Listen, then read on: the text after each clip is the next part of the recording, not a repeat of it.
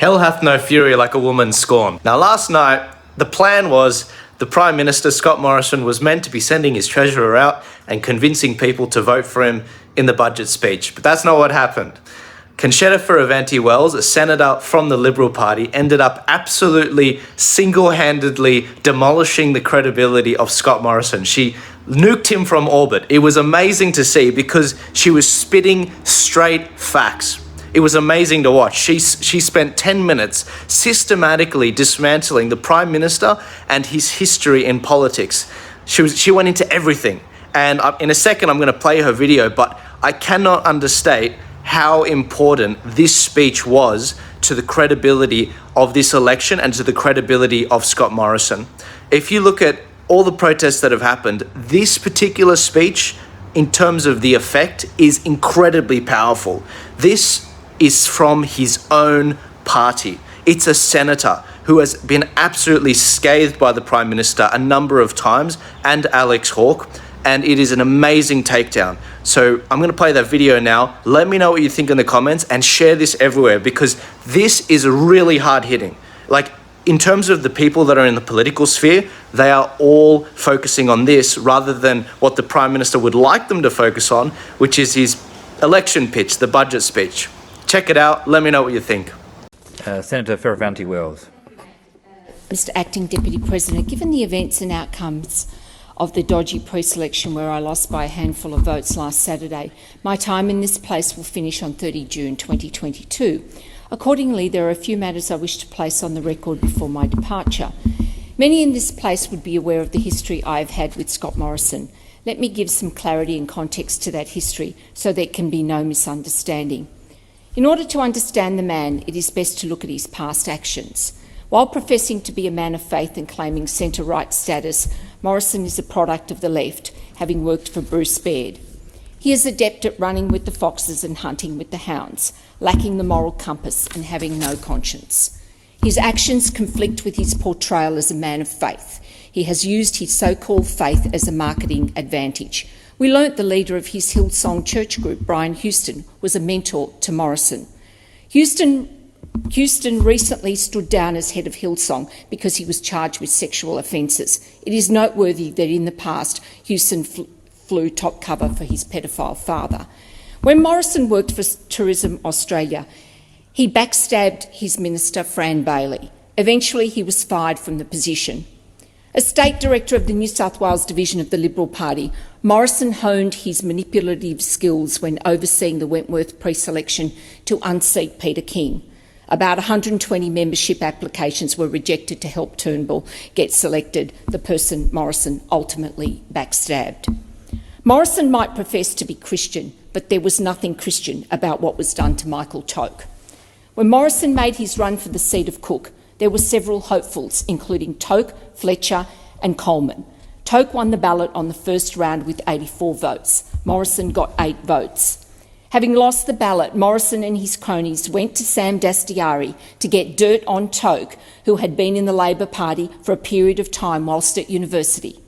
This dossier of anecdotes was weaponised and leaked to the media to the point where Toke's reputation was destroyed. I'm advised that there are several statutory declarations to attest to racial comments made by Morrison at the time that we can't have a Lebanese person in Cook. The state executive voted 12-11 not to endorse Toke and ordered a modified selection process. The only way that Toke could get political exoneration for a future run was to agree to put his numbers behind Morrison. Morrison met with David Clark and I and promised various things. Of course, he took our votes and never delivered. After the selection, Toke joined my staff. He subsequently also sued the newspapers for defamation. He won his cases, but this was cold comfort. Morrison, his cronies and the Liberal establishment in New South Wales had destroyed a good young man. I regret the day that Clark and I agreed to put Morrison into Cook. Since then, Morrison has never faced a pre-selection. Hence, the trampling of members' rights in New South Wales and denying them proper pre-selections and installing captain's picks is classic Morrison. He and his consigliere Alex Hawke have deliberately contrived a crisis in New South Wales through a year of delays in not having selections. Hawke, as his representative on state executive for months and months, failed to attend nomination review committee meetings to review candidates, thereby holding up pre-selections. Spurious arguments were mounted to justify the unjustifiable. The Constitution was trashed. There is a putrid stench of corruption emanating from the New South Wales division of the Liberal Party. All of this under the eye of Philip Ruddock. As a former Attorney-General, I am appalled that he has allowed Morrison to bully his way to a situation where the next election has been put at risk, all to save Hawke's career. This is what it's all about. Hawke knows that if he faces a plebiscite pre-selection, he will lose. Morrison has railroaded federal executive into setting up a committee which not only endorsed Hawke, Lee and Zimmerman, but a second committee is now endorsing captain's picks in seats like Parramatta and Hughes that were scheduled for pre-selections this week. So what is the hold that Hawke has over Morrison? Good question, especially given Hawke's own corrupt antics in New South Wales. During a speech advocating a Federal Integrity Commission, I referred to Hawke's activities and the dealings of the Baulkham Hills branch. At a meeting in 2018, 10 members were admitted to the branch. This was confirmed in text messages from the branch secretary. Hawke was present at the meeting. He saw what went on. I am told there is video evidence of the meeting. I also have relevant documents, including correspondence sent to Morrison on the issue. After the meeting, the minutes were falsified to show that the 10 members were not accepted. Statutory declarations were provided to counter this falsity. The branch was eventually suspended by state executive. The branch president and secretary, both acolytes of Hawke, refused to provide statutory declarations. Despite clear evidence of fraud, Hawke's role in this process has never been fully disclosed. The New South Wales State Director has sat on this matter for years. Legal proceedings are now on foot, and I look forward to the day when Hawke will be required to give evidence under oath to explain his corrupt conduct. There is a very appropriate saying here: the fish stinks from the head. Morrison and Hawke have ruined the Liberal Party in New South Wales by trampling its constitution. Indeed, I understand at a federal executive meeting, Morrison was asked whether he was running a protection racket in New South Wales.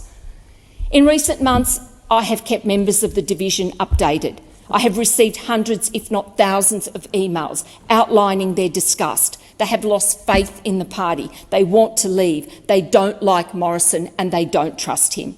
They continue to despair at our prospects at the next federal election, and they blame Morrison for this. Our members do not want to help in the upcoming election. By now, you might be getting the picture that Morrison is not interested in the rules-based order.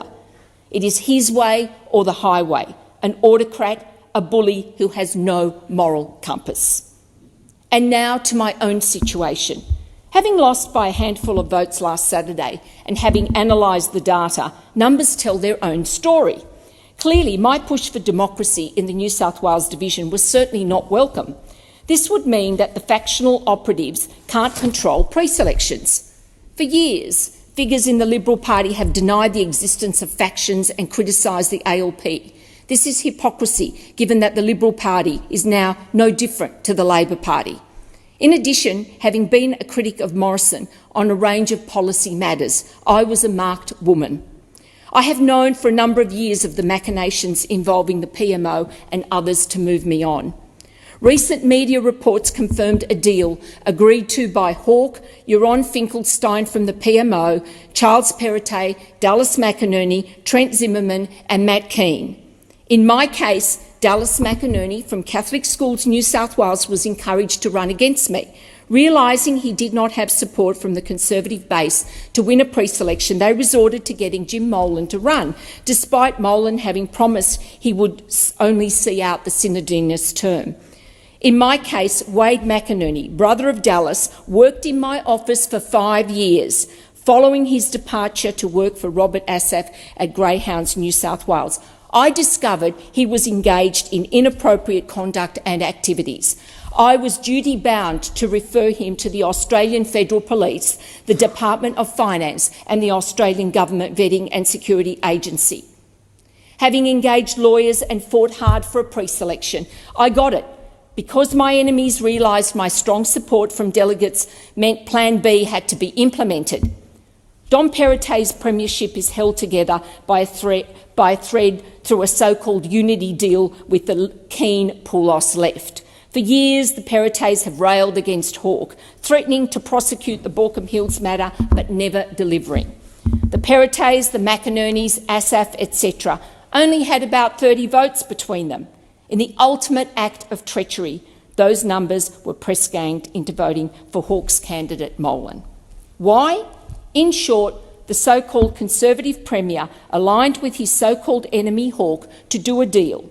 Morrison gets his captain's picks in federal seats and no state members jump ship to the federal arena, which would in turn have crippled the premiership of a supine and weak state leader. In my public life, I have met ruthless people. Morrison tops the list, followed closely by Hawke.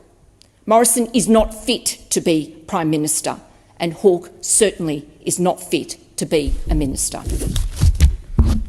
Senator Whish-Wilson. Holy smokes. Acting Deputy President, I'm happy to offer another 5 minutes to Senator Fierravanti-Wells if she'd like to continue. Tell me about the environment, Senator. Okay, well, I have 10 minutes to talk about the environment, but I will say that it was certainly worth being in the chamber for late night adjournment to witness in person. Okay, I'm just taking my time. Acting Deputy President. I know. Wow. That was the 10 best minutes of Parliament I've seen in a very long time. I'm sad to see her go. I have no doubt she'll have a very important role in the future.